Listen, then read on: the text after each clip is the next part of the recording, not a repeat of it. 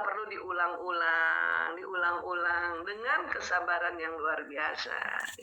Jadi kalau saya selalu bilang Bu Afi, buat keluarga atau bapak ibu yang Allah titipkan amanah anak-anak spesial, itu berarti orang tuanya juga luar biasa spesial. Bahkan saya suka bilang ini anak-anak surga yang dititipkan di dunia untuk kita ya temani, untuk kita ya lindungi, kemudian untuk kita sayangi, insya Allah ya gitu. Ya, jadi sekali lagi batang otak ini yang ada dekat otak kecil atau yang di belakang telinga ini. Ya, di gambar ini nggak terlalu kelihatan, tapi batang otaknya yang lebih pendek dibanding anak normatif. Tapi sekali lagi, watak bawaan, bakat dan bahasa kasih tetap ada. Jadi itu yang kita fokuskan, ya. Wallahu a'lam bishawab, itu yang bisa saya sampaikan. Terima kasih. Saya kembalikan lagi ke Bu Afi. Terima kasih Dok atas penjelasannya. Mudah-mudahan Ibu Stella Panamon dari Sulawesi Utara puas dengan jawaban semangat Bu Stella. Terima kasih. Semangat. Kalau Ibu capek, memang saya tahu mendampingi anak-anak spesial itu penat, capek. Gak apa-apa, istirahat dulu sebentar untuk nanti semangat lagi, ya. Untuk pertanyaan kedua Dok dari Bapak Ferry Abdul Latif. Di dalam dunia kerja, bagaimana metode yang tepat untuk melakukan charge baterai kasih sayang terhadap karyawan yang mungkin mulai menemukan titik jenuh dengan pekerjaan? Apakah dibenarkan dilakukan dengan pendekatan ancaman dengan aturan yang ada pada instansi atau organisasi tersebut? Terima kasih. Ya, ancaman atau peraturan-peraturan memang perlu dibuat, ya, kemudian disosialisasikan, diulang-ulang sebagai wujud ikhtiar preventif dari sebuah peraturan, maka ada konsekuensi. Nah, itu juga perlu otak tahu dan itu akan masuk di otak depan sini, ya. Hanya pada saat tim kerja sudah mulai lowbat, ya, sudah mulai titik jenuh, ya, itu berarti satu, bisa saja pola makan yang tidak berkualitas gitu ya, mungkin tidak makan pagi, atau mungkin dia memang mau sengaja dia tidak makan pagi tapi makan siangnya juga cuman makan yang tidak ada proteinnya. Itu juga mempengaruhi baterai, ya. Terus pola tidur, ya, terutama perempuan nih. Ibu Afi rasa nggak kalau tidur nggak bisa cepat? Saya lambat, cuman tidurnya berkualitas Dok.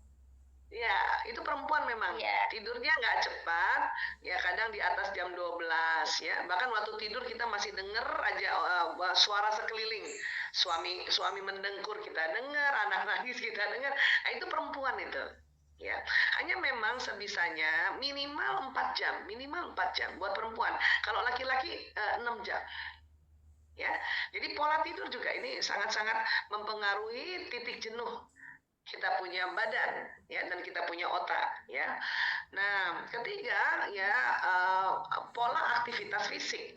Nah, kita perempuan ini memang paling jarang olahraga. Kalau bapak-bapak masih senang olahraga, apalagi olahraga permainan, ya.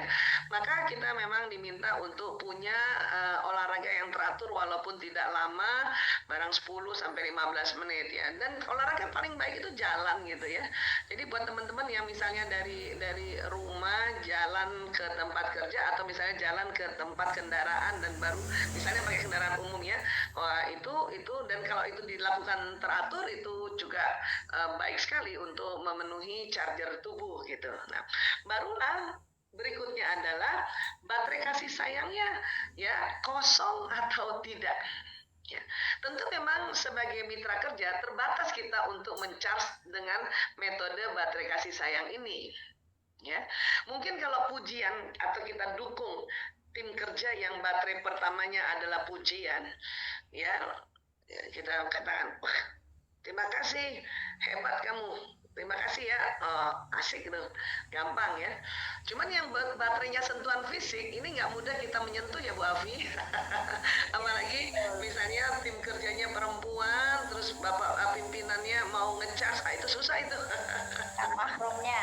Bukan mahramnya ya. Nah, tapi kalau ada teman mitra kerja perempuannya yang juga usap-usap belakangnya, ini sangat membantu juga ini. Ya. Nah, kalau misalnya Anda pimpinan terus tahu ada mitra kerja laki-laki yang ya baterainya sentuhan fisik, cukup diginiin tuh pundaknya tuh. Udah seneng banget. Nggak usah dipeluk, nggak usah terlalu dibelai-belai, nanti lain lagi nanti. Ini persepsi orang. Cukup diginiin tuh. Ya, hampir semua bapak laki-laki itu senang diginikan, tetapi yang baterai kasih sayang utamanya sentuhan fisik, lebih senang lagi kalau setiap hari itu tuh. Terima kasih ya. Nah, gitu doang.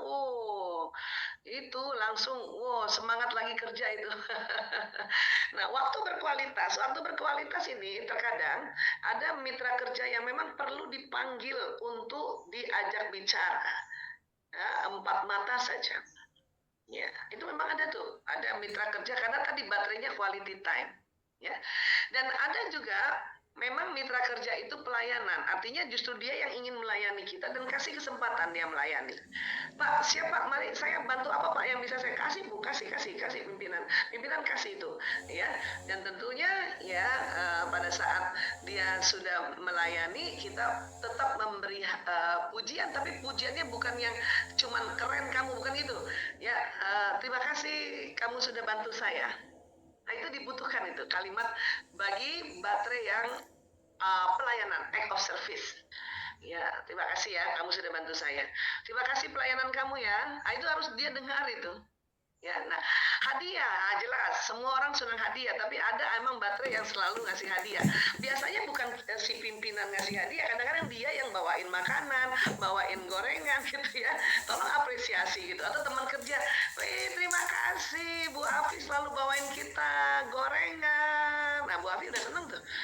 Ya Bu, walaupun bukan Bu Afi kita kasih kado lagi, bukan, kecuali mungkin kita kasih juga reward system gift yang khusus, misalnya dikasih, itu juga tentu senang. Tetapi pada saat dia memberikan hadiah, kemudian kita apresiasi hadiahnya dengan penuh sukacita, dia senang. Ya, jadi sekali lagi baterai ini memang dipenuhi dulu dengan tadi ya pola makan, pola tidur, pola aktivitas, nah barulah tadi baterai kasih sayang. Insya Allah dengan seperti itu ya, walaupun ada peraturan dan ada konsekuensi ya, insya Allah mereka tidak akan melanggar peraturan itu ya. Tapi kalau sudah kosong semua baterai ini, kemungkinan dia melanggar peraturan itu tinggi sekali, resiko tinggi melanggar peraturan karena dia juga udah bingung sehingga akal sehatnya nggak jalan, maka dia tabrak-tabrak semua itu peraturan dan tentu ya ada konsekuensi. Ya, itu memang jelas di dalam sebuah institusi harus ada peraturan do and done-nya, yang boleh dan yang tidak bolehnya dan konsekuensinya apa yang bila tidak boleh dilakukan. Itu penting memang ditegakkan sebagai preventif. Ya, semua agama juga ada peraturannya dan ada konsekuensinya, selalu dikasih tahu kalau Anda tidak mengerjakan hal ini gitu. Tapi insya Allah dengan baterai yang tadi sudah dipenuhi, malah seseorang akan selalu berupaya punya akhlak yang karim. Ya, insya Allah. Baik Bu Afi.